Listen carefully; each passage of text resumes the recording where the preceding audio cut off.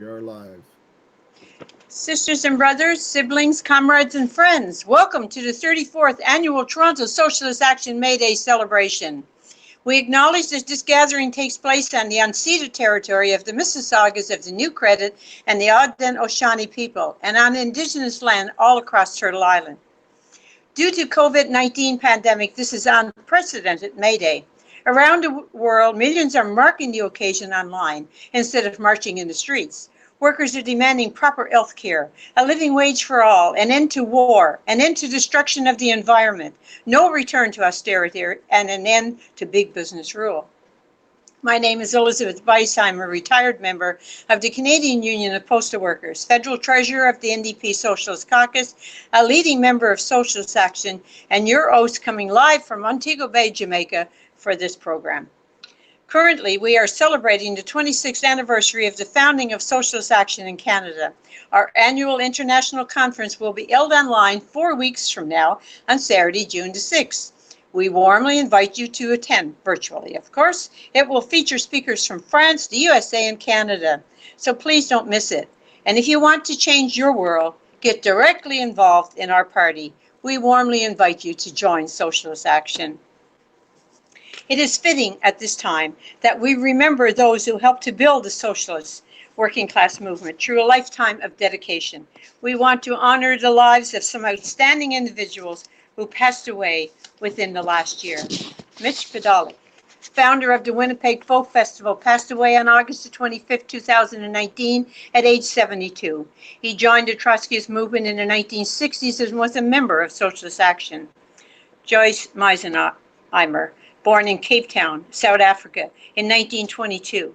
At age 12, became a political activist. In Canada, she was a longtime member of the League for Socialist Action, the Revolutionary Workers' League, and more recently, the Communist League. Joyce died on June 7 at the age of 96 in Calgary, Alberta. Ruth Arrer died peacefully of natural causes on February 27 at the age of 94. Ruth was a founding member of the Socialist Workers' Party and Socialist Action USA.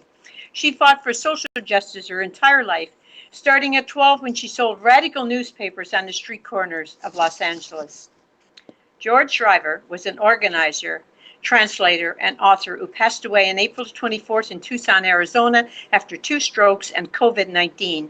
He edited the book Samizdat, Voices of the Soviet Opposition under the name George Saunders. He translated Lit History Judge, Origin and Consequences of Stalinism by Rai Medvedev, and translated from German, Polish, and Yiddish, the letters of Rosa Luxemburg. Shriver was a longtime member of the Socialist Workers' Party and Socialist Action USA. John Prine was one of America's outstanding country folk singer, songwriter, died of COVID-19 on April 7, 2020. He was known and often humorous style of original music with elements of protest and social commentary. Mel Watkins co-authored the Waffle Manifesto in 1969 and led the largest left opposition in the history of the New Democratic Party. He passed away on April 2nd at age 87. Tonight, we also honored a member of countless other militants in Palestine, Kurdistan, Iran, Afghanistan, Egypt, Syria, Turkey, Haiti, Sri Lanka, Colombia, Philippines, South Africa, and many other countries who fell in struggle against imperialism and its client regime. Please, wherever you are, observe a moment of silence in honor of all the artists, worker militant, and socialists who have left us this past year. Remember also that April 28 was the annual day of mourning for those who died due to injury on the job. So we honor also the victims of unsafe working conditions. So now I would like to turn it over to our comrade, Y.C. Lee, to lead us in the Internationale.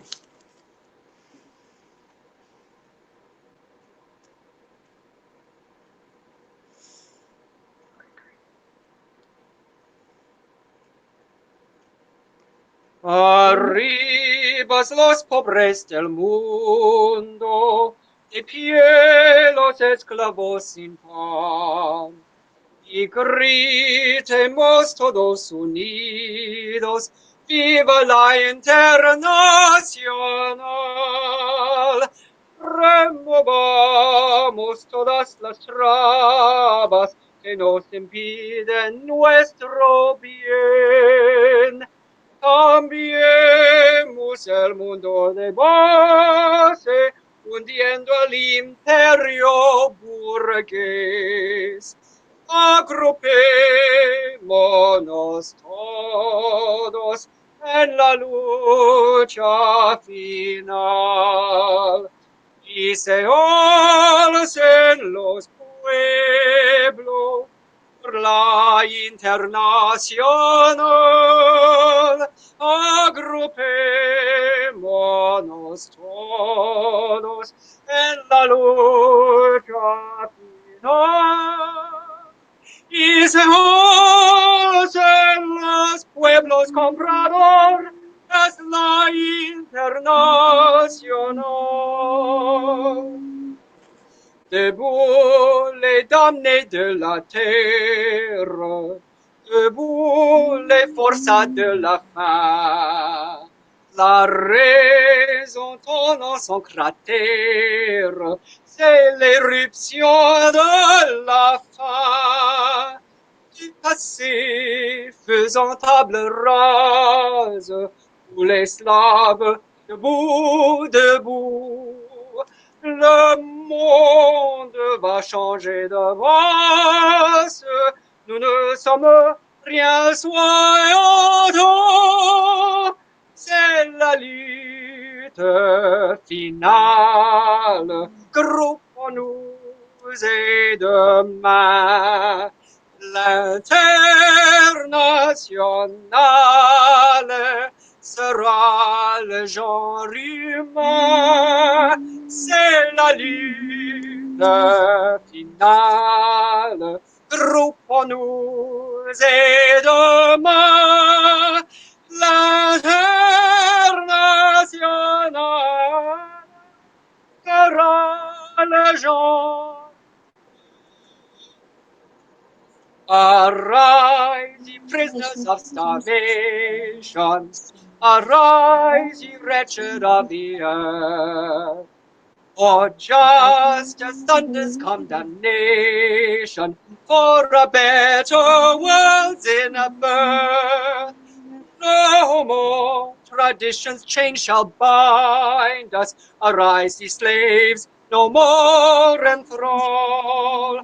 The earth shall rise on new foundations. We have been not, we shall be whole. 'Tis the final conflict. Let each stand in its place. The international working class shall be the human race. 'Tis the final conflict. Let each stand in its place. The international working class shall be the human race. Thank you so much, YC. Thank you so much. Sisters and brothers, comrades and friends, once again, welcome to the 34th Annual Toronto Socialist May Day celebration. Can you imagine, for 34 years, we have sustained this fabulous celebration. I extend a warm welcome to our friends across Canada, in the United States, and hey, we're online around the world. Now it's my pleasure to introduce our first guest speaker, and each speaker will have up to 5 minutes. Our first speaker is co-chair of the NDP Workers' Women's Council and recently was the NDP candidate in London North Centre. She is a member of the Socialist Caucus Steering Committee and was elected to the NDP Federal Executive in February 2018. She is a geotechnical engineer and is a leader of Spelling Bee Canada in London. So let's welcome Dirka Prout. Thank you very much, Elizabeth, for that excellent introduction. I miss the camaraderie and coziness of the Free Times Cafe, but it is wonderful that the organizers were able to provide a platform that is, I just learned today, not only across Canada, but into the United States and worldwide. So, just as COVID needs a host for reproduction, capitalism needs patriarchy for reproduction. If we pay attention to nurturing women's leadership, we can work. We can work to destroy the inherent inequities in both systems. So, any keen observer of capitalism can see that patriarchy normalizes inequities in the same way. Devaluation of work, domination by removal or suppression of human rights, domination coupled with violence. All three of these elements are partially responsible for the poor state of the long term care system and its highly feminized workforce. So, I hear a lot of commentators say that COVID shone a light on this issue. I say no. The spotlight was always on the profits of the privatized care homes and agencies because they benefited from the demeaning of women's work, reflected in the substandard pay for many PSWs, the suppression of the right to fair pay and just working conditions. The common restriction of full-time hours often meant that long-term care workers could not benefit from the right of protection by a union. When I campaigned last year, PSWs, personal support workers, were some of the most passionate workers. They cared deeply for their work and patients. Some spoke of uncompensated travel between client visits, and I think that this is mental and moral abuse of a dedicated employee. So, what COVID really shone a light on is what society needs to survive. Patriarchy and capitalism put accumulation of capital, property, and undying faith in the market first. In fact, what society really needs is things like food security, shelter, and most importantly, care, childcare, health care, elder care. In this pandemic, women are sheroes, from chief medical officers to grocery store clerks, from nurses to cleaners. Investing in women's leadership is an important step in putting people first. So, this is no idle self promotion here, but being the first speaker at this event is important. The Canadian Women's Foundation reported that 86% of women who say that they see more women in leadership then go on to believe that they could accomplish the same.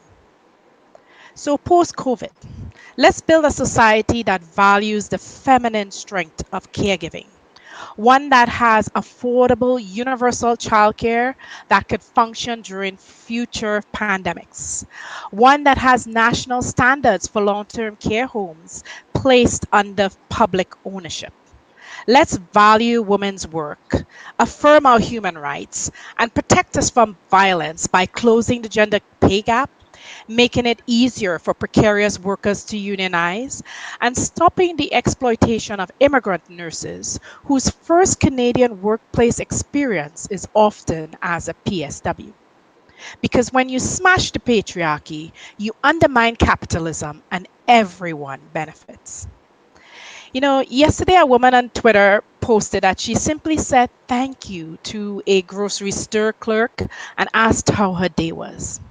That was an emotional experience for that clerk because all day she had faced abuse from customers. So please be kind and care about women's work. Thank you for listening. Thank you, sister. Our next speaker is Hammam Farah. Is on the executive board of Palestine House in Mississauga. He carried the BDS campaign into the NDP. He spoke at the first Cross Canada Day of Action for Palestine a year ago and is working with us and others for the online Day of Solidarity with Palestine on Saturday, May the 16th. Please welcome Hammam. Hi, thank you so much for having me speak. I congratulate you for this rally and for all of us to be here at these difficult times to be able to come together over Zoom or not Zoom, rather online gathering so we can express our solidarity with working people everywhere. And I'm from Palestine House, the Palestinian Canadian Community Center. I've been in the Palestine Solidarity Movement for many years here in Toronto. And today I wanted to, first of all, let people who don't know that we are commemorating the 72nd anniversary of the Nakba, or the catastrophe.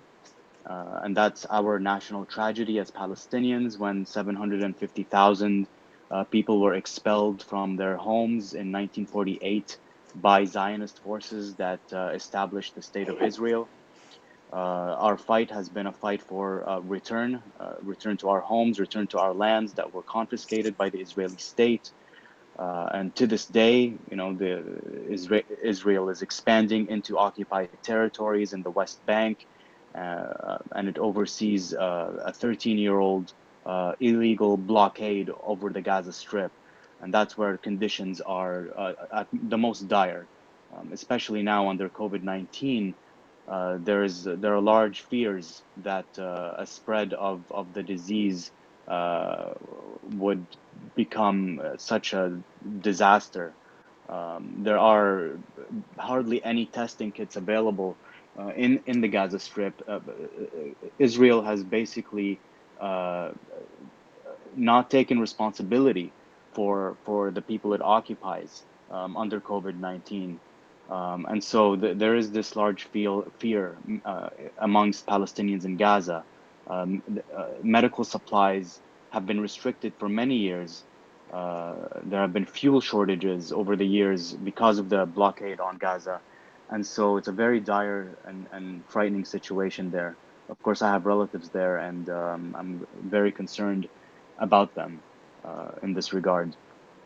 A few days ago, or just on May 1st, the Trade Union Coalition in Palestine released a statement of solidarity with the international trade union movement, and it called for intensifying the boycott, divestment, and sanctions campaign.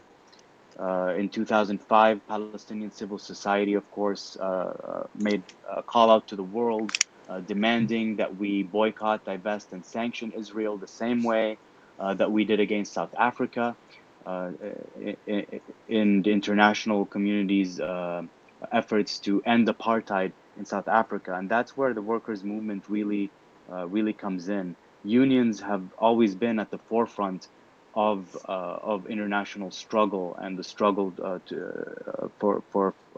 to be free from imperialism and capitalism, and resisting occupation and colonialism. So just as unions were instrumental in ending apartheid in South Africa, they're instrumental in ending apartheid in Palestine from the Israeli government. Um, And so the Israeli or the Palestinian trade unions are reminding the world that we must implement boycott, divestment, and sanctions. I'm reminded of when dock workers in South Africa refused to unload the cargo coming in from Israel just a few years ago. And this was a big moment within the Palestinian solidarity movement, when workers across the world, they have an effect, a material effect in helping to end apartheid. And so here in Ontario and in Canada, we must do our part. Of course, one of the biggest achievements of the BDS movement here was when QP Ontario endorsed BDS in 2006. This was merely a year after the BDS call out from Palestine. And then this was followed in 2008, 2009 by the Canadian Union of Postal Workers National, boycotted Israel as well. And then we had a wave of student unions that passed BDS resolutions, largely spearheaded by Students Against Israeli Apartheid at York University. Um, and now with Can you please wrap up, Oh, brother? for sure, yeah. And now with my work in Palestine House, what we're doing is we're trying to reach out to the Palestinian working class in the GTA and organizing the working class, because that's where we believe real liberation is going to come from. So thank you so much, and solidarity with workers everywhere. This is how we're going to end Israeli apartheid and capitalist domination. Thank you. Thank you, brother. Now, a pause for the cause, as they say. Socialist Action hosts public forums and discussions often at the Y.C. building, 252 Bloor Street West. Due to pandemic, we will be celebrating the 26th anniversary of Socialist Action by hosting an international educational conference online. It will be held on Saturday, June the 6th. That's Saturday, June 6th. There will be two sessions, one at 4 p.m. Eastern Time and another at 6:30 p.m. Eastern Time. A day of excellent topics, world-class speakers from 4 countries, and hot discussions. So please mark June 6th on your calendar. And for members and folks who ask to join Socialist Action, the convention will be online a week later on June the 13th. For more information about SA conferences, forums, films, nights, and study groups held throughout the year, please send your phone number and email address to us at the SA website, www.socialistaction.ca. Now, let's move to some music. James Gordon broke onto the music scene as part of the iconic Canadian folk trio Tamarack. He is a singer, songwriter, playwright, community activist, Guelph City Councillor, and theater director. So folks, listen up. You're in for a treat. Here's our good friend, James Gordon. Thank you very much, Elizabeth. And those were inspiring words I've heard so far from Dirka and Hammam. Pleased to be with you. The song I'm going to sing to you is one about the power of community. And what I'm witnessing during this pandemic, it is an opportunity that I hope we can use to our advantage, where we're witnessing the value of our workers, the value of our neighbors, and de-emphasizing our slavery to the 1%. So this is a hope that we can continue that. It's called Fall and Rise. There's a chorus you can grab, I hope. Please sing along. All of our tears, they could fill a stream, and would flow to a sea of sorrow. All of our fears, all of our dashed dreams, it's hard to see through to tomorrow. And we fall and rise, fall and rise, with all of our hearts and all our minds. We call in hope into our lives. We fall and we rise. We have the power of community. You can see it all around in our darkest hour. It can lead you and me to higher ground, and we fall and rise. We fall and rise with all of our hearts and all our minds. We call in hope into our lives. We fall and we rise at such a cost. We've been driven by greed. We have built a machine that destroys. Our spirit's been lost, but we can find our way. We often make a joyful noise. We fall and rise, fall and rise, all of our hearts and all our minds. Calling hope into our lives. We fall and we rise. We fall and rise. We fall and rise.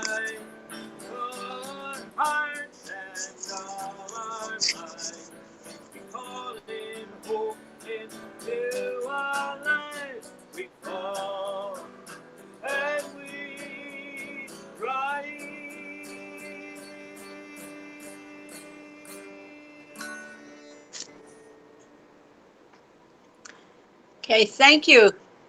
Thank you, brother. Thank you so much. Okay, Giovanna Riccio is an outstanding Italian-Canadian poet based in Toronto. Her most recent publication is Heartworm, For the Love of Trees, League of Canadian Posts, 2018. She wrote Take the Plant, about the closure of GM Oshawa and what should be done about it. Giovanna, you're on. Hi, everybody. I'm so pleased to be part of this celebration for May Day and to celebrate all the workers around the world. I come from a long line of women who worked in the factories and construction workers on my side of the family. I'm a retired school teacher who was a member of the Elementary Teachers Union and out on strike back in the 90s. And I just want to say that I think it's important, especially at this time of COVID, for us to recognize all the workers that are usually doing all that invisible work of keeping our city clean and sanitized. Specifically, mostly that is women's work, but also janitors and cleaners everywhere and the garbage men, who really are the preemptive people who keep disease at bay. And I'm glad that they're finally getting some recognition, as paltry as it may be. I'm going to read a poem that I wrote called Now You're Sorry. And it's after a piece written by George Eliot Clarke. So it's partly environmental, partly anti-imperialist, and ends it with a hopeful tone. Now you're sorry. Now you are sorry, your sister is sorry, so is her husband and their sore children in confessionals, choking on sins of the father and their fathers before them. Sorry is God the Father in heaven, doling out penitential floods, and his martyred son pacing the Atlantic.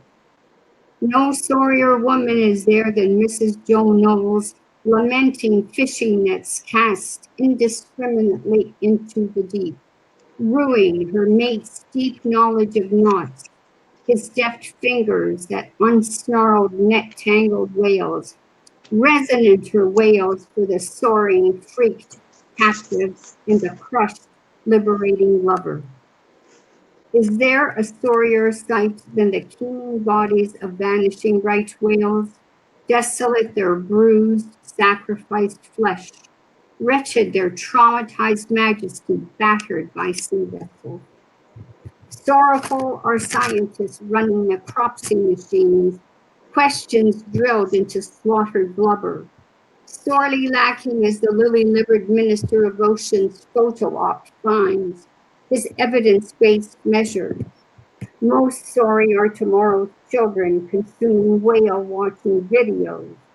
Crazy sorry now, the videographer witness bashes his head against 4 million YouTube hits. A pitiful eyesore is the sordid, polymer-ravaged North Pacific. Waters floating junk as fishy optical illusions.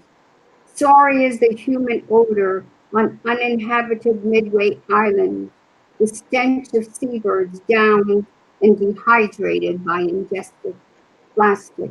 Now, a starved albatross colony mouths the air. A sorrowed finale is this garbage snuffed sanctuary turned executioner's nesting ground. Sorry is the young Iraqi girl shelved in a refugee camp, mired in the no-strategy chaos of America's raging pain. Blistered be her no-exit body, raw her shell-shocked soul, her future plundered by unctuous dictators and oilmen, her generation lost in the global dust bowl of indifference. Sorry is the displaced Senegalese vendor adrift from beach to beach, displaying his wares on vagabond sidewalks, pouches, money belts, over-the-shoulder wallets to house Europe's wealth, pillaged, plundered, owed to him by the end of history, but hoarded in the looser vaults of the World Bank. And sorry is Dawn's tongue licking the sores of destitute bag ladies and feral cats, dozing in doorways, for they shall inherit more of the same. Everyday story are young boys, thick-lashed, full-lipped, peddling their embodied desecration for a snort of oblivion. Epically sorry are flaxen-haired tweens and raven-tressed teens snared in a sex traffic jam, pounding of sweat, salt, tears, and soiled bucks, Our Lady of Sorrows bleeding from their virginal amphorae. Sorry is the gone dry alcoholic waking up in the morning. Sorry is the Charlottesville citizen run down by the presidential bully pulpit. Unrepentant is the white Confederate flag lover, publicly licking murder from the blade of his supreme self-confidence. All good mothers are sorry when they realize the present moment has passed, or each moment passes on founding fathers warming imperial ovens. Oh, the chimneys. Enraged rivers and twisted winds tearing the heartwood from trees are sorry, as are all climate pummeled islands. Sorry are melting icebergs breaking away from civilization, and polar bears adrift under unreadable horoscopes, and the northern lights migrating south. Sorry are painterly stop signs unheeded, elegies crying in the wilderness, sculptors bloody fingered from patching the Delta chlorophyll. Sorry but not beaten is Buffy St. Marie, history's hope-scribing minstrel whose song gilds woe to action. Her decades-old chorus booming with voices of grandparents, infants, clowns, and born-again rebels. She does not go sorrowful into any night, good or bad, but invents instead a throat for newly manufactured ends. Ours is this saga's docent who dissents, for the nine muses fulminate against elevator music. Liberated are outlaw artists, poetry's rusty hinges, squelched pigments, usurped metal, stone, and rogue film stock, for they hold to account the distribution of space, of meaning, and the wealth of nations headed for the same old truth. Face the music, all you sorry babies, bozos, workers, elders, and angels. Play on, reclaim this contiguous contingent, not so sorry story. Thank you. Thank you, Giovanna. Our next speaker is Barry Weisleder. He brings together labor unionism, independent working class political action, and revolutionary socialist politics. For 20 years, he was the president of the Toronto Substitute Teachers.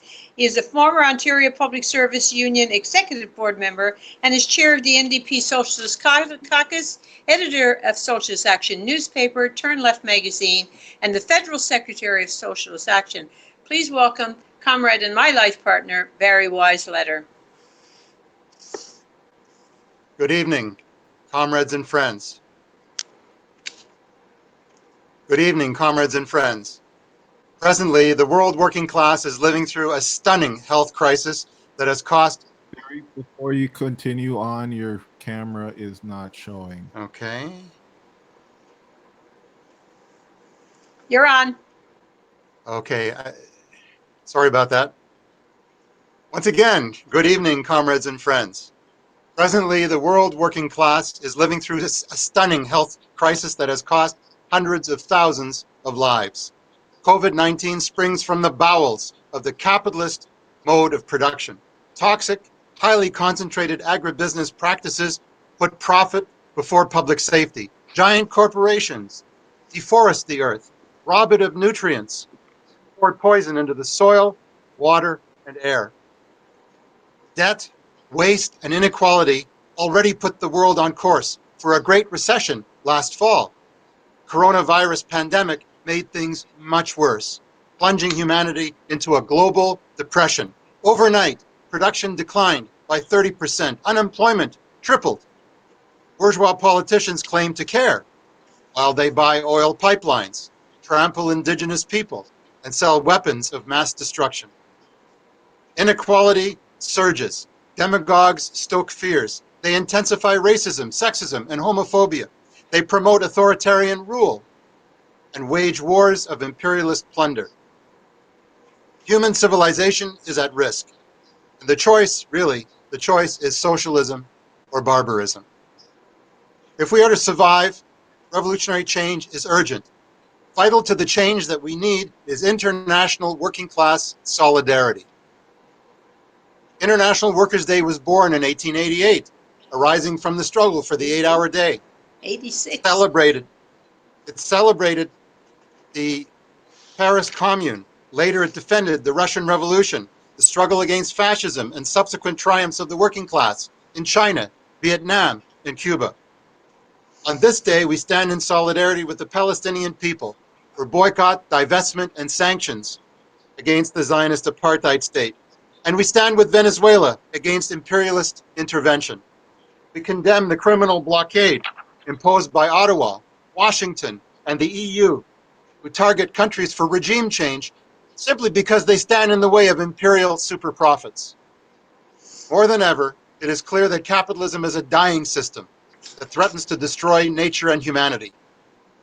What should we call it when capitalist governments cut funding to public health services and medical research, when they fail to provide protective gear, when they decry the shortage of staff at for-profit long-term care centers, while brave personal care workers and cleaners are limited to part-time hours, low pay, and no benefits? What is it when the rulers close borders to starving millions displaced by wars and climate change caused by the G7? I won't mince words. I call it murder. Murder, mass murder, rooted in the capitalist system itself. But you know, there is an alternative to this genocidal system. A rational, democratic, humanistic, and cooperative alternative: socialism. To achieve socialism, it is vital that we advance concrete transitional demands to increase the confidence and the capacity of the working class to achieve change, to gain power. Socialist action demands basic income for all. Every adult, regardless of their immigration status, deserves a decent living wage, with no cuts to social programs, no privatization of public services, no more should anyone have to pay for their health care or medications. Nationalize Big Pharma. Put all long-term care facilities into public ownership. Release prisoners convicted of non-violent crimes. Put a moratorium on residential rents and mortgage payments. No evictions. No cutoff of heat, electricity, water, or internet service. Cut and cancel student debt. Make post-secondary education free. Expropriate the big landlords. Build quality social housing on a mass scale. Learn from the brilliant example of Venezuela. Freedom of communication, especially vital at a time like this, means putting an end to bandwidth limits, long-distance phone fees, restricted minutes, and exclusionary paywalls. Nationalize the telecoms. We say tax the rich, expropriate the big banks, the giant oil and gas corporations, seize the dead capital that is sitting idle in offshore and domestic accounts. Use these resources to fund mass testing for COVID-19, to develop a vaccine against it, and to encourage farmers to grow healthy food. Reduce credit card interest rates to zero. Outlaw payday loan sharks. Transition away from fossil fuels and nuclear fission. Move rapidly to green, sustainable energy systems under public ownership and workers' control. We say forward with socialist measures. That's what working people are demanding. We will not go back. We refuse to go back to the pre-COVID days. Under the present mode of production, it's capitalism for the poor and socialism for the rich. It must be replaced by a cooperative commonwealth, a genuine economic democracy, a goal that the rich and powerful will resist tooth and nail. Only a socialist revolution led by a mass revolutionary workers' party deeply rooted in the majority class can crash the barriers erected by the rich elite. Only in that way can we release the full potential of humanity in harmony with nature. The fight to win anti-austerity and eco-socialist policies takes place on many fronts, including in the unions and the New Democratic Party. Inside the workers' movement, we face agents of the bourgeoisie. We face labor lieutenants of capital, the union and NDP bureaucrats who collaborate with the bosses, vote for cutbacks, vote for military spending, and prop up the rotten capitalist system. They put personal careers ahead of the interests of the working class as a whole. They undermine the political independence of workers at every step. Pro-business bureaucrats must be replaced by class-conscious workers. Workers will develop class consciousness only in the fight against the bosses and in the fight against the agents of the bosses. That's why Socialist Action is engaged in struggles inside the mass working class organizations. Few groups that claim to be socialist actually do that. Most stand on the sidelines, talking to themselves. For Socialist Action, building a disciplined working class party inside our class is the heart of our strategy for revolutionary change. So we fight for socialist policies and we run candidates for executive office in the unions and in the NDP.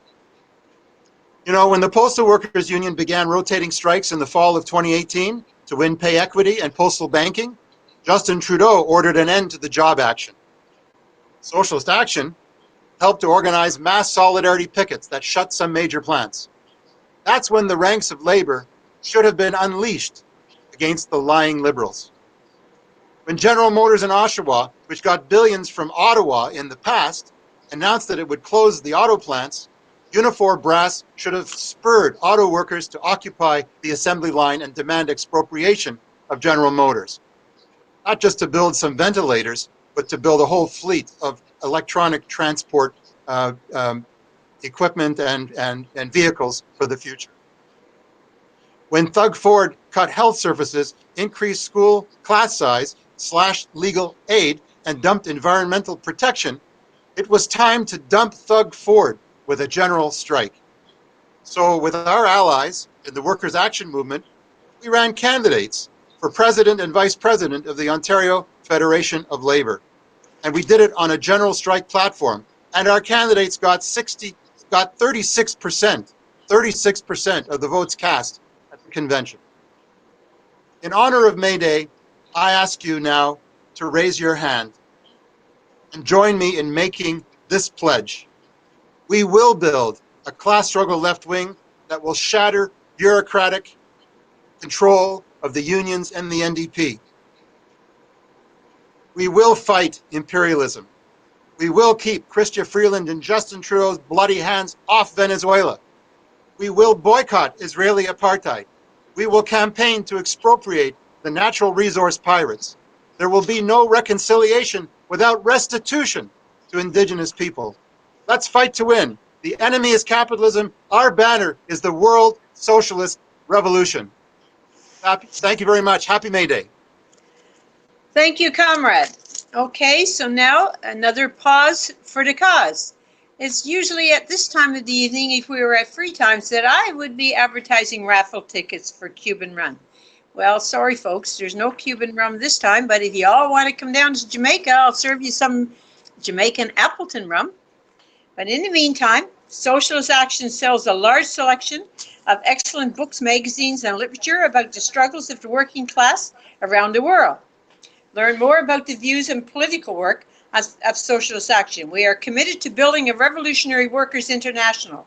Please take the opportunity to order some good reading materials for yourself, your friends, and co-workers. For ongoing news and analysis of a world in motion, please subscribe to our monthly newspaper, Socialist Action. You can get a one-year first-class mail subscription to SA newspaper for only $25.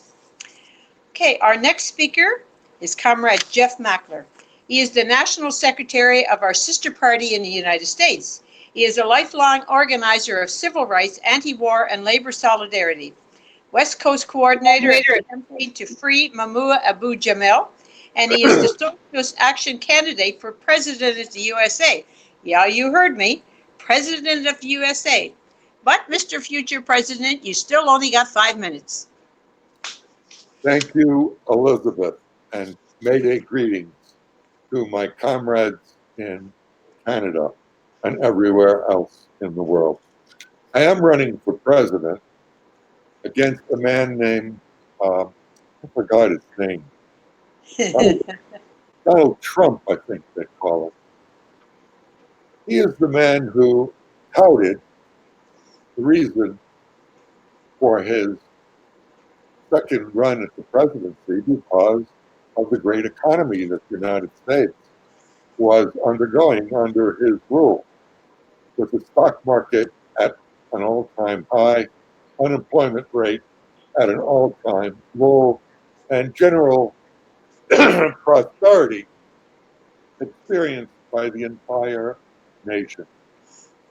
Even the Democrats were skeptical that they could defeat their fellow capitalist Republicans because the economy was blooming so much.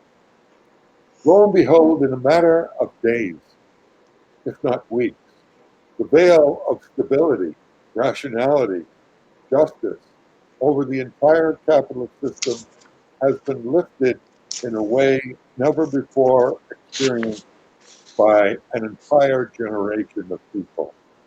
100 years of so-called austerity has been, so-called prosperity has been exposed as a fraud. Let me give you some idea of where we stand in the age of COVID-19. The government claimed before COVID-19 that the unemployment rate was 3.5%. That was a fraud in itself because it didn't count those who were discouraged and not included in the statistics. It didn't count the workers who had worked a mere quarter for a few hours who were not included, and millions of others.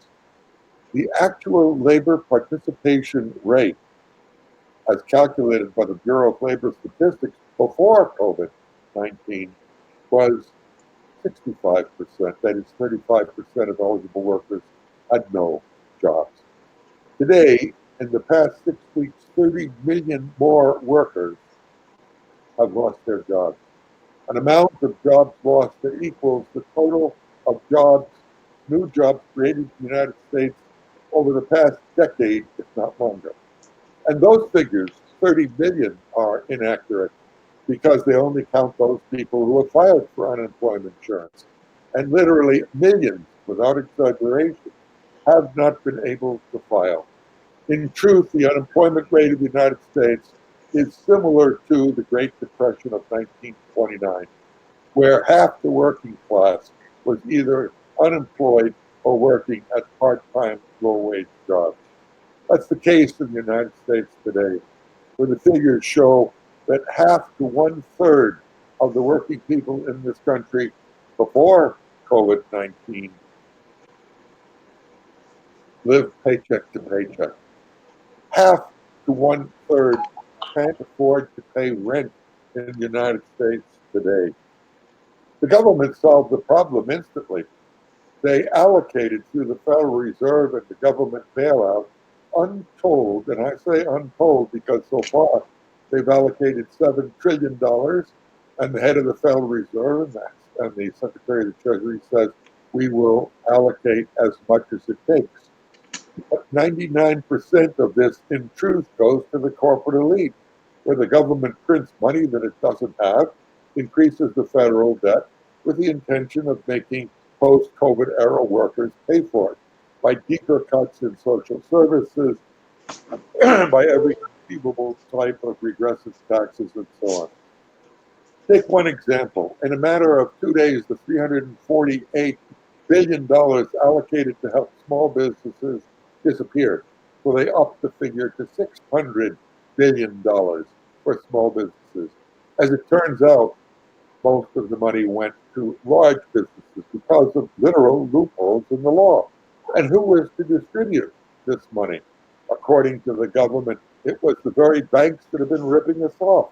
J.P. Morgan Chase, that is J.P. Morgan and the Rockefeller billionaires, were to administer it. So they called their friends, small businesses in quotes, including one who they gave $130 billion to, the largest hotel chain in the country, They called them up personally. They didn't have to file an application, and they sent them money, which now they say they regret.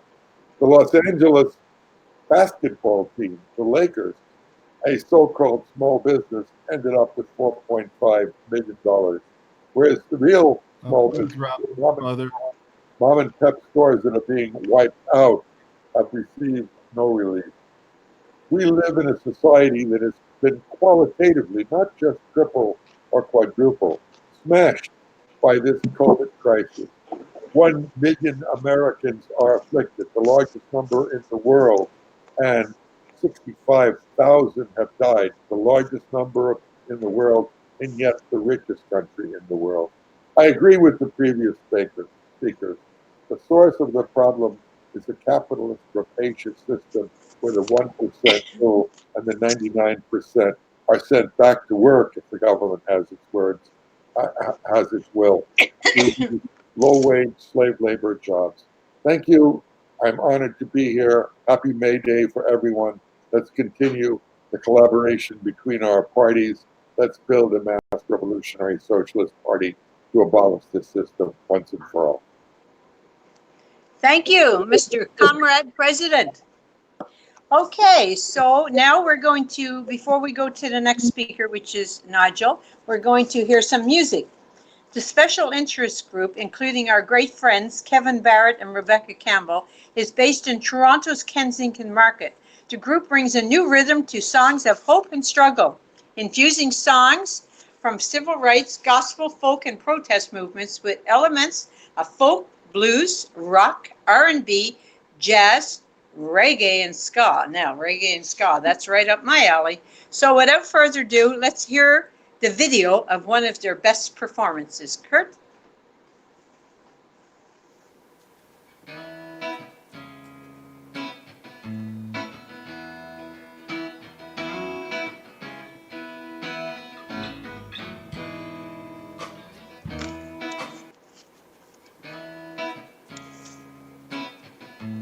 You got the video, Kurt?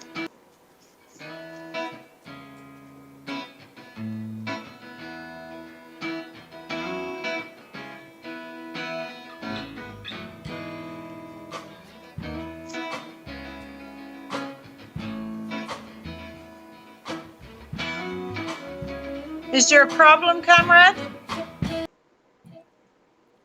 The video is playing. Oh, because I can't see it. Sorry about that.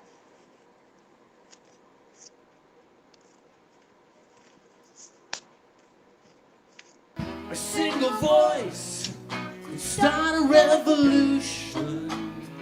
I still believe in the song. Still believe the time has come.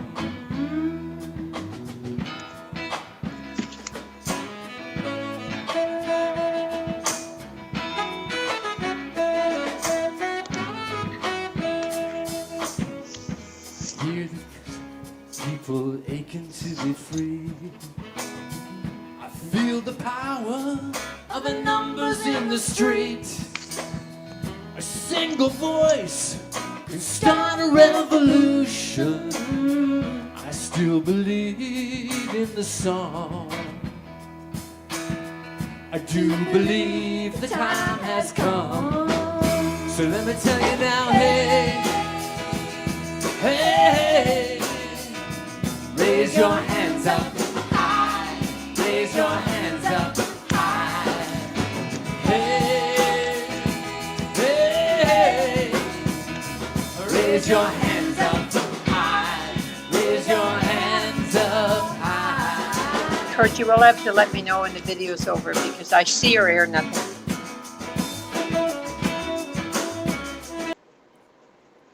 Sorry about that, Elizabeth.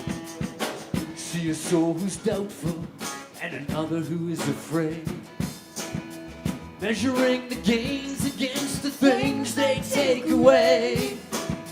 You can't tell me all that money is better than a better world.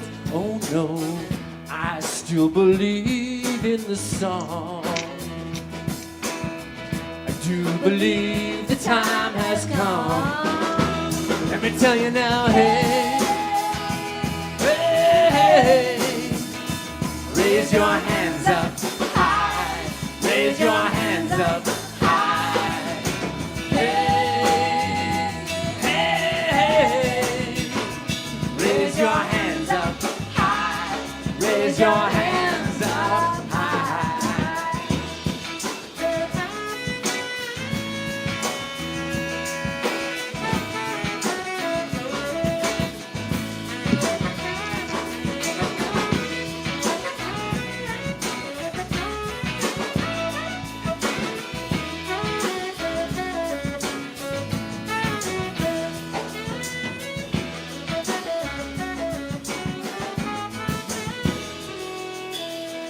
I hear the music when I'm walking in the street. Feel the power of a sweet melody. A single voice can start a revolution. I still believe in the song. I do believe our time has come. So let me tell you now, hey, hey, hey, hey. Raise your hands up high. Raise your hands up high. Hey, hey, hey. Raise your hands up high. Raise your hands up high. Hey, hey, hey. Raise your hands up high. Raise your hands up high. Hey, hey, hey.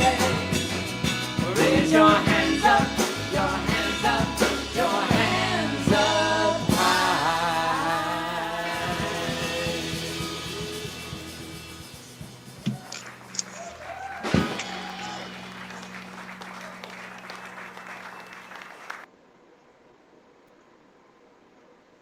So I'd like to apologize to you, Elizabeth. It's an oversight. I forgot that participants who are using the app cannot see when a YouTube video is shared. You are now ready to go. Okay, so are we ready to go?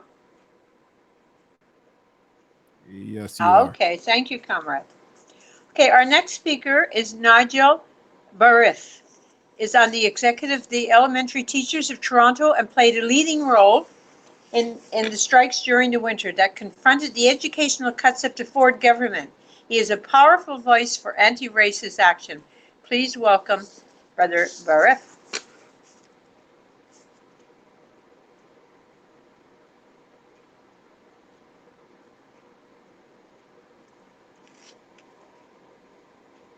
Brother Barriffe.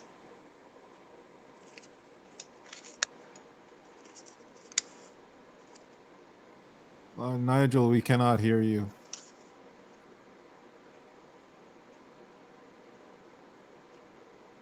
Unmute yourself, comrade.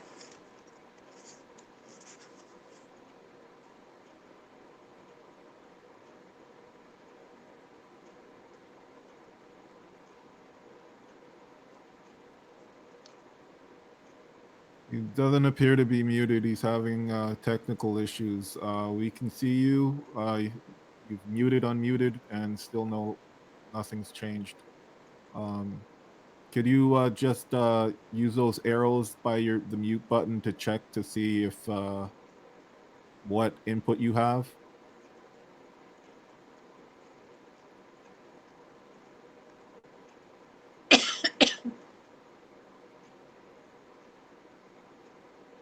Yeah, I know you can hear us, but we cannot hear you at all. So I'm suggesting that we move on to the next speaker and we'll come back to Nigel. Okay, before comrade. that happens, Nigel, I'd just like to say if you could exit and return into the chat, that may help. Okay, thank you. Okay, our next speaker is Comrade Yvonne Hanson. She's a climate justice and Indigenous solidarity coordinator for Socialist Action in Vancouver. She was an NDP candidate in the October 2019 federal election and today brings a message from Socialist Action in the West. You're on, Yvonne. Hi, everybody. Happy International Workers' Day. Happy May Day. So I'm coming to you from the unceded and stolen territories of the Musqueam, Loyalist Youth, and Squamish peoples. I just wanted to give a quick update for our branch because it's brand new this year. We are the West Coast branch of Socialist Action. We have about, there's some kind of weird visual thing, but no worries. We have about 10 members now. We started up in January. So our first action was a no war in Iraq protest that we attended together as a group in January. And then our last action, most recent, was a demonstration for International Women's Day on March 8th. And right after that, the world kind of turned upside down. And since then, we have been meeting monthly to talk about ongoing issues. We have two components, one on the Lower Mainland and one in Victoria on the island. And we have multiple positions filled, including, and here's a shout out, our island-based coordinator, Gary Porter, and our Lower Mainland coordinator, Bryn Smith.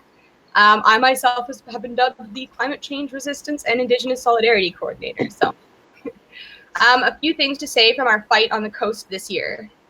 It's hard to imagine that just 2 months ago, we were out blocking ports and railways and key intersections, standing together in solidarity with demands of the Wet'suwet'en hereditary chiefs. The demands were clear: that the RCMP withdraw from Wet'suwet'en lands, that construction of the Coastal GasLink pipeline be halted, and that the government, Coastal GasLink, and the RCMP respect Wet'suwet'en law, land, and right to self-governance. That was in February. And in March, our world turned completely upside down by coronavirus. And you all know how that's been going. Like much of Central and Western Canada, BC has been lucky so far. We are still in what feels like the calm before the storm, waiting for the waves of infection that coronavirus will almost certainly bring. But even without those waves of infections, the economic turmoil is hitting hard. Vancouver has already had huge problems with housing affordability, housing stability. Even people who are fully employed regularly struggle to make rent.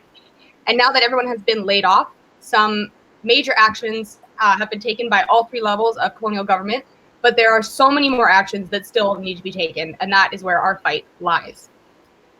We need to look at what has been done already in the fight of coronavirus and build on it. We have a moment here, and we need to seize that moment. The provincial government is subsidizing landlords with a $300 to $500 rent subsidy. Mortgage payments have already been frozen, so we need a rent freeze, and we need it now. Homeless individuals are being moved into empty hotels to allow for adequate social isolation. We need to build or procure, or both, homes that can be permanent, and we need to do that now.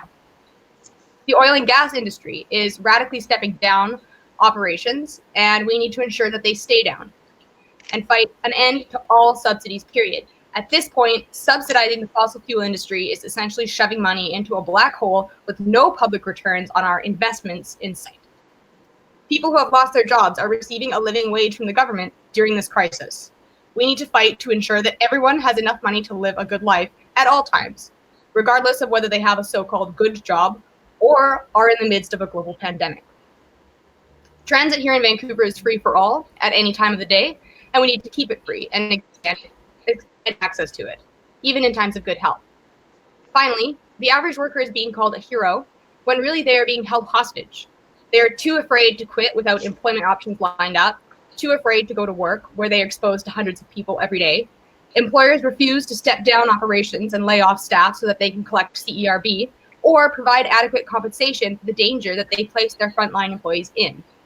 In the spirit of International Workers' Day, May Day, we owe it to the workers who have kept our supply chains running, kept our society functioning, to fight for better, fairer working conditions, higher wages, danger pay, adequate personal protective equipment, and social distancing measures, paid sick leave without the requirement of a doctor's note, and of course, collective bargaining agreements for all.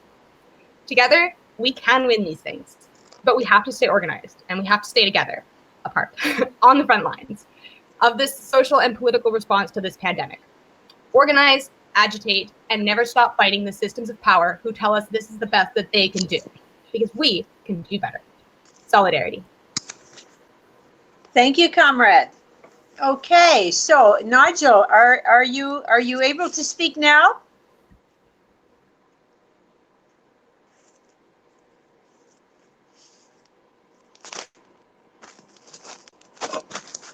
No? Okay, so we're going to move on then to our next speaker, who is Luis Acuna Cedeno, is the Charge of Affairs at the Embassy of the Bolivarian Republic of Venezuela in Ottawa. Venezuela, which is the target of economic blockade and invasion threats as the most new social housing and the lowest COVID-19 rating in Latin America.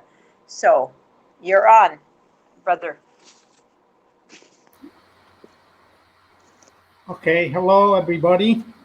I want to thank Social Action for this celebration of the Workers' Day and for allowing the people of Venezuela to intervene here.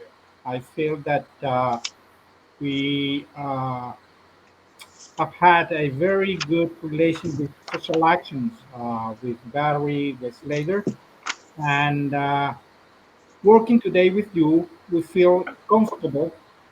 Uh, as a matter of fact, we want to thank you, Social Action, and all the solidarity groups of Canada that has helped us in this time we have been working together. I want, I want to emphasize that the problem that Venezuela is has two main reasons. One is the wealth that we have in Venezuela. We are sitting in the largest oil reserve of the world. We are sitting on one of the largest gold reserves in the world. And we are located in one of the most important uh, locations regarding the safety of the United States, because we control from Venezuela, you can control all the Caribbean, and you know how important the Caribbean is in the safety of the east coast of the United States. That is where all the political uh, uh, decisions are taken in that country. So for them, for the U.S. to have in Venezuela a government that doesn't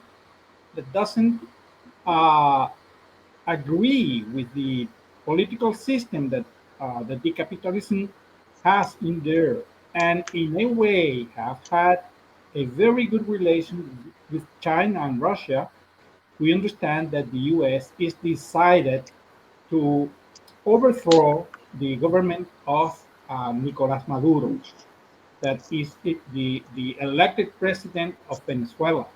Absolutely. We can make sure to you that the election that we had in 2017 was a true election and that we won that election. The opposition didn't want to participate, that's their problem. But we participate and we got all the votes we needed. So at this moment, what is happening with Venezuela is a very, very good, I mean, Venezuela is a very, very good laboratory to study how a capitalist country like United States fights a socialist country. We want to be a socialist country. We are far away from being a socialist country. It's very difficult to be a socialist country when you depend absolutely from oil, just because that matter. Oil is a very difficult subject to work in socialism. But the main thing is that we are a very good laboratory to study how is the socialist method working against the capitalist method to keep that country alive. You could see how easy it was to overthrow Evo Morales. you they have tried in Venezuela all the methods they wanted, and they have tried politically, not militarily. So at this moment, if we want to study political methods that the U.S. is using to overthrow countries, Venezuela is one of the best examples or one of the best laboratories we can have. So far, they haven't go with the armed forces to Venezuela. That will be another history. We don't know what will happen if they decide to go with all the force that the United States is the most powerful.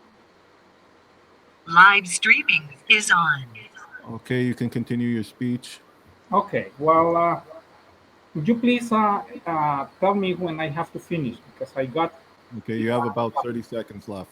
Okay, so what I would like to address is that from the political point of view, we would like to have a more close relation with those organizations like Social Action that can study these problems from the point of view of how the capitalist system fights the socialist system. We are having very hard times at this moment. We have a large shortage of gasoline just because we cannot import the components we need to produce gasoline in Venezuela, and not having gasoline has a big problem in all the transportation of food, medicines, and everything that we have to do in Venezuela. Uh, that's product of this decision of the U.S. to cut all possibilities of Venezuela to buy anything outside. They say every day in tweets and in every place they can that the sanctions are only against Nicolas Maduro or. Wrap up, comrade. Wrap up, yes. Sorry? Okay. Well, but actually the sanctions are affecting very, very hard to the people of Venezuela. And we are struggling, but we are still fighting, and we think we will win this war. Thank you. Thank you, comrade. So, Kurt, if you could let me know if Nigel gets back online, I'm just going to continue now with the program, okay? Okay, I have an update in regards to Nigel. He has decided that due to the difficulties, he will not continue his participation. Okay, thank you, Kurt. Okay, so now I'm going to read greetings from the Consulate General of Cuba. On the occasion from another celebration of May Day, the Consulate General of Cuba conveys its sincere greetings to the comrades of the Canadian workers and trade union organizations. The international crisis of the economic and political arena has been reinforced by an unprecedented pandemic of COVID-19 that has challenged the public health structures all over the world. The most vulnerable sectors, as usual, have been again hit, and some governments have shown its incapacity to be there for their people. However, today, Cuba and its people emerge stronger. We are satisfied with our humble efforts to protect our general population and contribute to the international fight against the most recent enemy public health is facing. The results Cuba have achieved in the campaign against COVID-19 is performed on a daily basis by only one kind of hero, the workers. Solidarity, which should be a natural response from all times of crisis, has become a flag of only a few. This continues to be the time to remain together and united. And in these days, we do not forget the words of our Commander-in-Chief, Fidel Castro. Revolution is challenging powerful, dominant forces from within and without the social and national milieu. It is defending the values in which we believe at the cost of any sacrifice. It is modesty, selflessness, altruism, solidarity, and heroism. Long live the friendship between Cuba and Canada. Long live the workers of the world. In solidarity, Consul General of Cuba. Okay, so now in this slot, we were supposed to have a group called Hacha, Beverly Kreller and Howard Druckmann. Unfortunately, they are both not feeling well, so we send our greetings to them and wish them well in the days ahead. So we're going to move Y.C. Lee, who is a Socialist Action member, and he's a tenor who performs opera and art song. He is part of the No Pride in Police Coalition, and as I said, a proud member of Socialist Action. So Y.C., you're on. Greetings, comrades. So just wanted to let you know I'll be performing a song by Victor Jara. It's called El Derecho de Vivir en Paz. El derecho de vivir, poeta Ho Chi Minh, que golpea de Vietnam a toda la humanidad. Ningún cañón borrará el surco total, el derecho de vivir en paz. Indochina es el lugar más allá del ancho mar, donde revientan la flor con genocidio y napalm. La luna es una explosión que funde todo el clamor, el derecho de vivir en paz. Tío, nuestra canción es fuego de puro amor, es palomo, palomar, olivo de olivar, es el canto universal, cadena que ora triunfar, el derecho de vivir en paz.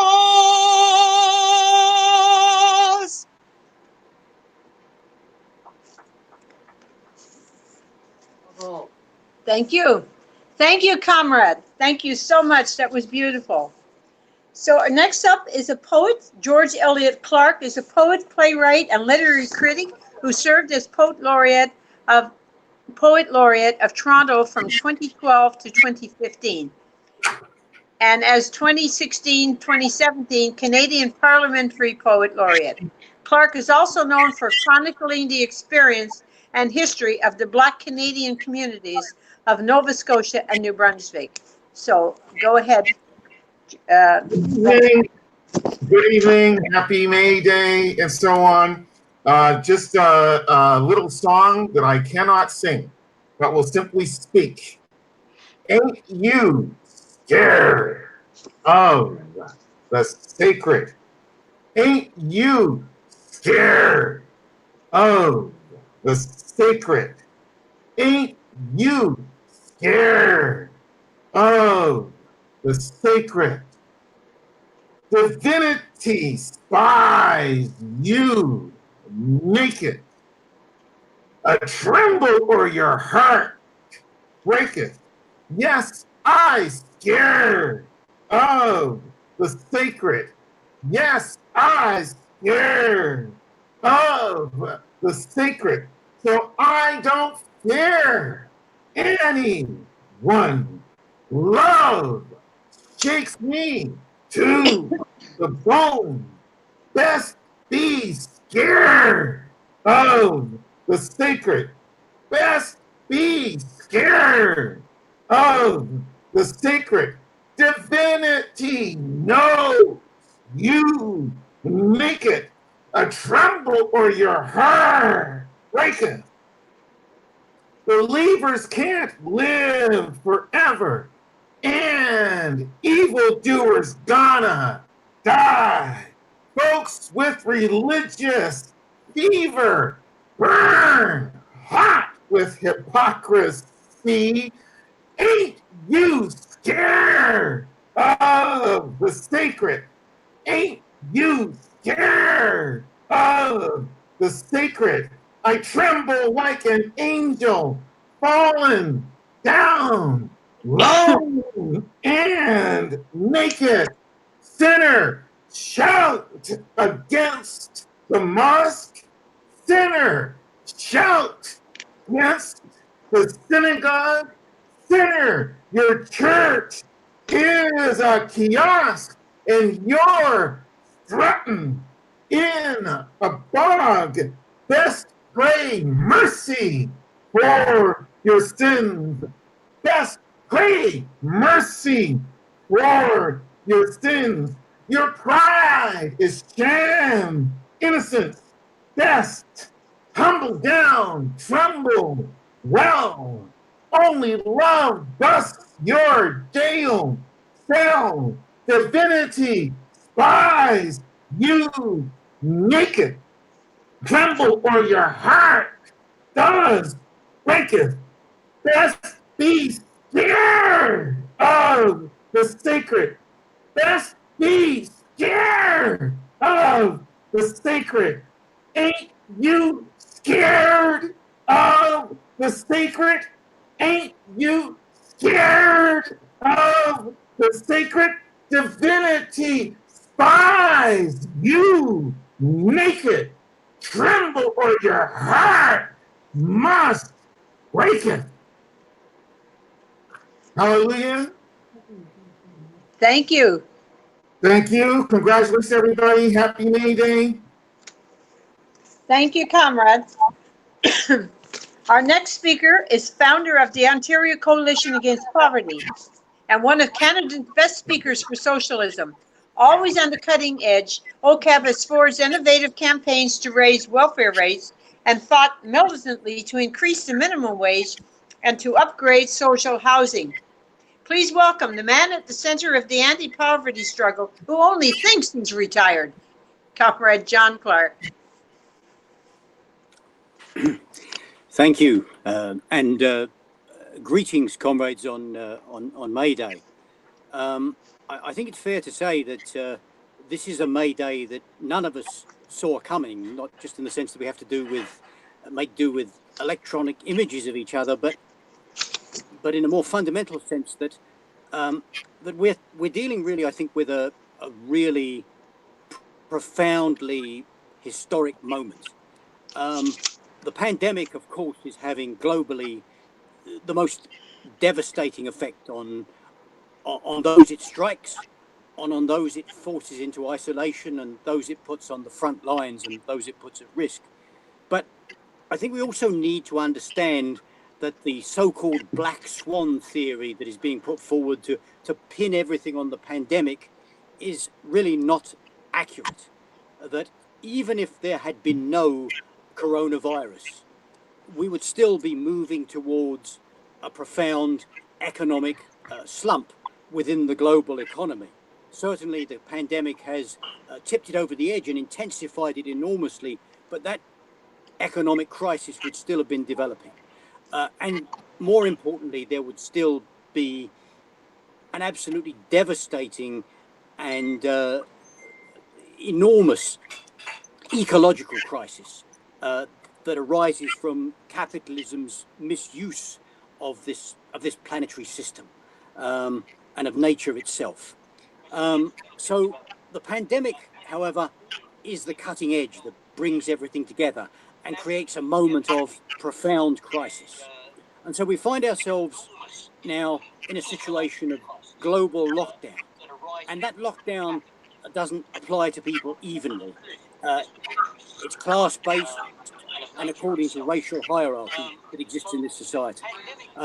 People are going hungry. Hundreds of thousands of people, even in a historically privileged city like Toronto, face the threat of eviction. Workers that are committed to work are put on the front lines and put at risk. That we are seeing now a situation of immense suffering that is breaking out. In the imperialist countries, the suffering is enormous. In the so-called global south, the oppressed, poor countries, the situation is immeasurably worse. People are in a situation of absolute desperation. And yet, in the face of that, there is inspiring resistance that is breaking out already. Clearly, as this lockdown phase comes to an end, we're going to be dealing with a situation of really, I think it's fair to say, greatly intensified class war. There is going to be mass unemployment. The main capitalist media are making valid comparisons to the Great Depression. There is going to be renewed and intensified austerity as they seek to pay back the costs of dealing with this crisis and bailing out the corporations and what have you. There is going to be a huge attack on workers, wage cuts, an enormous attack on trade unions. And I think in this situation, it's fair to say that shock waves are going to pass through working class populations globally. People are going to face an incredible and are already facing an incredible downturn in their living standards, intolerable and amazing and profound changes taking place in their lives. And that is a situation that can lead to a very enormous change in the consciousness of tens of millions, of hundreds of millions of people. Those who are cynical and pessimistic look at this situation and say, yes, but people are not ready to deal with such a crisis. People are going to retreat into their everyday lives and try simply to survive. In his history of the Russian Revolution, Trotsky points out at one point that revolutions don't occur because people are naturally radical and rebellious. On the contrary, they occur because people are naturally conservative, that people seek to cling to the old ways as best they can as the tension builds. And in a situation of enormous crisis and worsening conditions, somehow it all comes to an end and people can stand it no longer. And then there's a sudden break in the situation and a sudden leap in consciousness. I don't think it's at all an outlandish proposition to say that we may well find ourselves today not very far away from such an incredible leap in consciousness. There is going to be incredible attacks launched on people. There is going to be an enormously intolerable situation that is going to be imposed on people's lives. And shock passivity is going to be a very, very limited option in that situation. So it's a time to advance fighting demands, bold plans of action, and I think the vision that motivated May Day, that May Day comes out of, is a society that is fundamentally different to this one, is going to resonate in the coming period. This is a May Day like no other. I think the years ahead are going to be years ahead like no other, and there is the real possibility to change this system, put an end to capitalism, and really take forward the whole vision of May Day. Thank you very much. Thank you, comrade. So now another pause for the cause. Normally, every Friday evening in the spring and fall, you can see kick-ass documentaries and revolutionary flicks at Rebel Films in Toronto. Due to COVID-19, of course, the film series is on hiatus. Hopefully the next series will start in September, so stay tuned for details. In the meantime, we present three talks that form, no, just a second. In the meantime, we hope to host socialism in the park. We present three talks that form a great introduction to working class politics, which we do in Toronto's Christie Park in July and August. Make sure you give us your current contact information tonight so that we can keep you informed of all the wonderful things that we do. Okay, our next speaker is Naila Saeed, Indo-Canadian for Humanity. Comrade, you're on. Sorry, she didn't contact us or join the chat, so she's not available. She's not here? Okay, so moving along. So now we're back into music. We are delighted to have with us a folk singer on the social justice scene. Comrade Glen Hornblast has been a mainstay at the event, both behind the scenes and on stage. He is a federal public service worker, a great brother and comrade. Please join me in welcoming Glen Hornblast. Hello there, everybody. I'm glad to be part of the May Day celebration again. Hello to everybody. This is a horrible time, I know. And nobody's feeling it worse than the homeless. Last night I did something that wasn't even my idea, but it was pretty good. the Free Times Cafe had a folk singer, me, as a benefit for St. Stephen's House, which is right across the street from them. So anyway, I'll sing my song. It's called Homeless. I hope that everybody, when you're passing those people on the street, that you think of how much they are in need.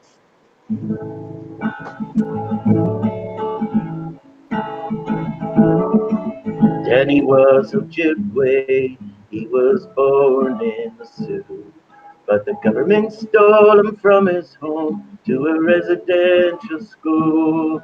And they tried to make him like the white man, speak his language was a sin. Now he's just a face on a subway grate, not the man he could have been.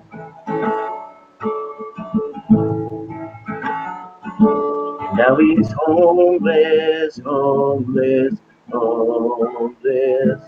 Now he's homeless, homeless, homeless.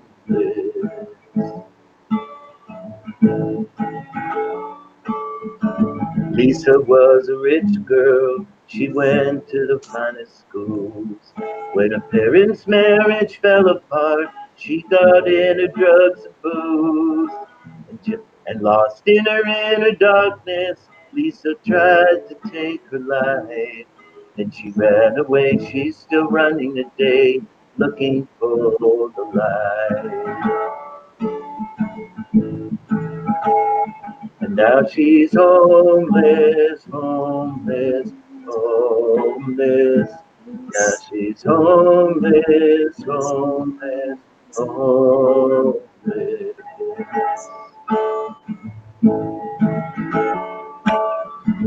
Jimmy served his country back in the Korean War.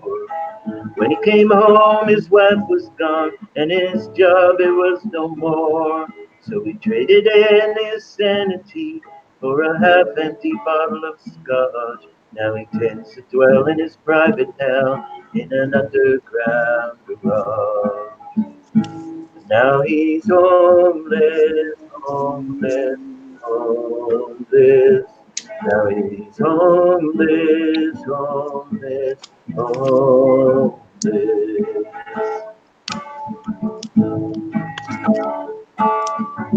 Susie was a problem child, her parents couldn't cope. So they took her to doctors everywhere, but they finally gave her hope. After years in an institution, Susie finally was released. Now she's still a child in a grown-up world, living on the street. Now she's homeless, homeless, homeless.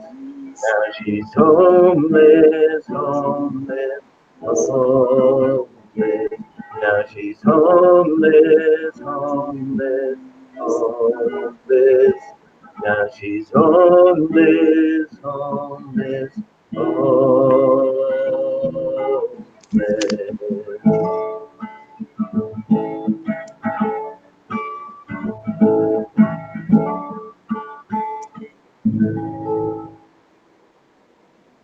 Happy May Day, everybody. Happy May Day to you, Glenn. Another beautiful song. Thank you so very, very much. Okay, our next music singer, Comrade Bill Heffernan. He's a singer-songwriter, teacher, and longtime international solidarity activist. For many years, Bill honored us by participating in our annual Workers' Day celebration, and we are so happy to have him join us now. Comrade Heffernan, you're on. Hello, everybody. Hope you can see me and hear me all right. Yes, we can. Beautiful. Now, I developed a little case of carpal tunnel over the winter, and I can't play guitar much at all anymore, and certainly many days I just can't get around the fretboard. So I'm going to do something on piano for you this year.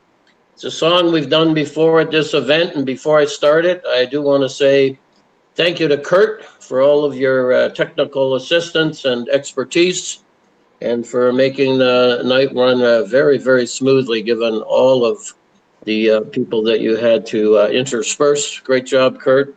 And again, to Elizabeth and to Barry, wonderful job in organizing, setting this up, delivering such an inspiring evening. And thank you to all the previous presenters. It was a very enriching evening for me. Here's a song I wrote back in the 90s during the Mike Harris years. I'm sad to say it still has resonance all these years later, and of course it has resonance in the Suggs Ford era as well. It's called The Walls of Woodbridge, and it's about those that live behind the walls, shutting out all those on the other side who, as we've learned through COVID, are real essential workers and real essential members of society. Sing along if you know it or catch it as we go. It's got a pretty easy chorus.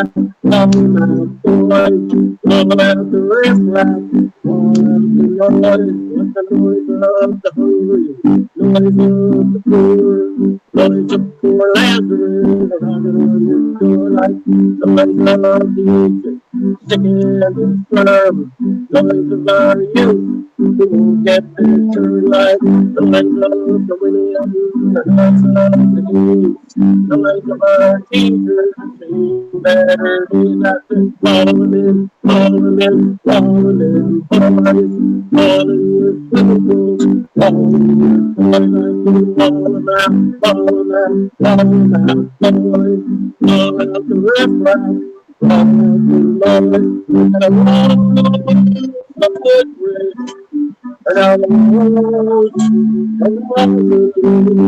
and the and the marker down at all, everybody out there falling in, boys, falling in your swimming pool, falling in your toilet, falling out, falling out, falling out, boys, falling out the riffraff, falling out the noise, yeah, like the noise of the hopeless, chickens and sing, the noise of the marginalized, every walk up your lane, like the noise of the people, instigated, noise of non-workers reduced to a family, noise of the union, workers of wage, noise of the victims of unfair and falling in, falling in, falling in, boys, falling in swimming pools, falling out, falling out, falling out, the riffraff,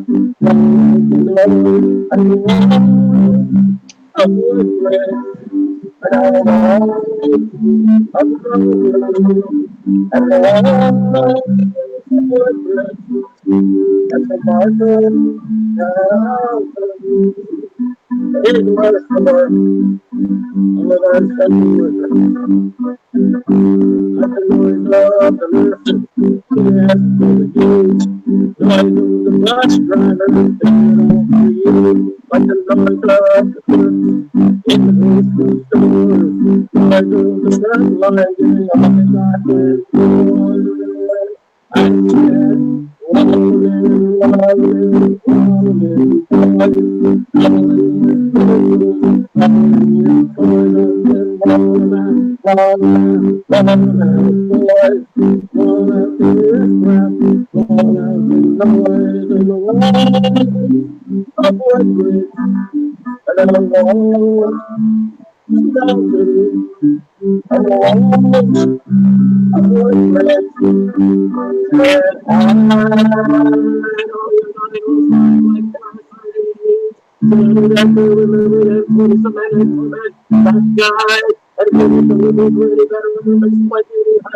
that guy up in Cedeno, and now we got the Harris, but we got the state, and charge. and hide all your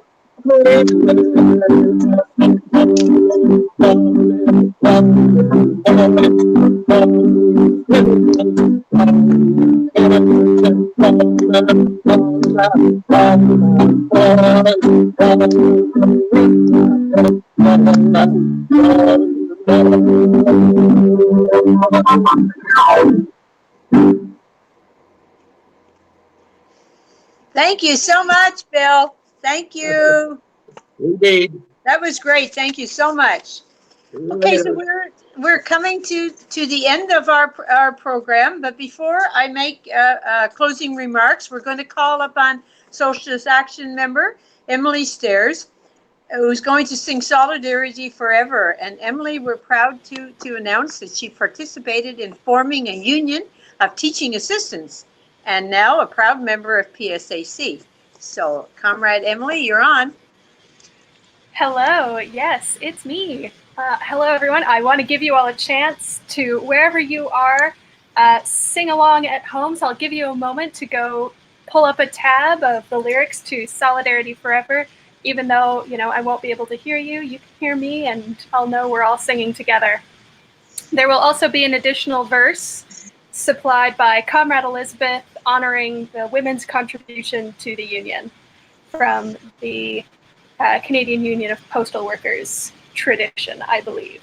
Yes, you're right. Excellent. All right. Ready to sing, everyone? Keep yourselves on mute, but we'll all sing together. When the union's aspiration through the workers' blood shall run, there can be no power greater anywhere beneath the sun. Yet what force on earth is weaker than the feeble strength of one? But the union makes us strong. Solidarity forever. Solidarity forever. Solidarity forever. For the union makes us strong. Is there aught we hold in common with the greedy parasite who would lash us into serfdom and would crush us with his might? Is there anything left to us but to organize and fight for the union makes us strong? Sorry. Solidarity forever. Solidarity forever. Solidarity forever. For the union makes us strong. It is we who plowed the prairies, built the cities where they trade, dug the mines and built the workshops and the smiles of railroad laid. Now we stand outcast and starving near the wonders that we made, for the union makes us strong. Solidarity forever. Solidarity forever. Solidarity forever. For the union makes us strong. All the world that's owned by idle drones is ours and ours alone. We have laid the wide foundations, melted skyward stone by stone. It is ours not to slave it, but to master and to own. Well, the union makes us strong. Solidarity forever. Solidarity forever. Solidarity forever. For the union makes us strong. They have taken untold billions that they've never told to earn, but without our brain and muscle, not a single wheel can turn. We can break their haughty power in our freedom while we learn that the union makes us strong. Solidarity forever. Solidarity forever. Solidarity forever. For the union makes us strong. Extra verse. We're the women of the union in the forefront of the fight. We know of our women's issues, we know of our women's rights. We're prepared to stand for freedom, we're prepared to stand our ground. Women make the union strong.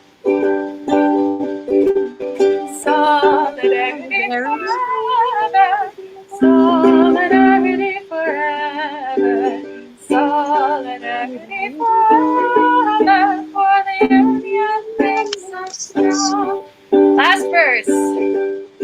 In our hands is placed a power greater than the hoarded gold, greater than the might of armies magnified 1,000-fold. We can bring to birth a new hope from the ashes of the old, for the union makes us strong. All together. Solidarity forever. Solidarity forever. Solidarity forever. For the union makes us strong. Solidarity, comrades, and happy May Day. So, solidarity. So, solidarity. Solidarity. So, solidarity. Solidarity. Thank you, sister. Thank you so much.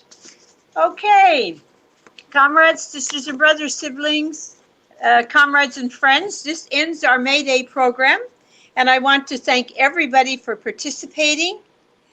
I've enjoyed doing my best to be your host. A special thanks to Comrade Kurt Young as our producer, and of course, Barry Weisleder, our coordinator-in-chief. I would like to end this evening with one of my favorite quotes by Lenin Trotsky. No, it's not Lenin, it's Trotsky, Leon Trotsky. But it could have been from Lenin. As long as I breathe, I hope. As long as I breathe, I shall fight for the future. That radiant future in which humanity is strong and beautiful will become a master of the drifting stream of history and will direct it towards the boundless horizons of beauty, joy, and happiness. Good night, everybody.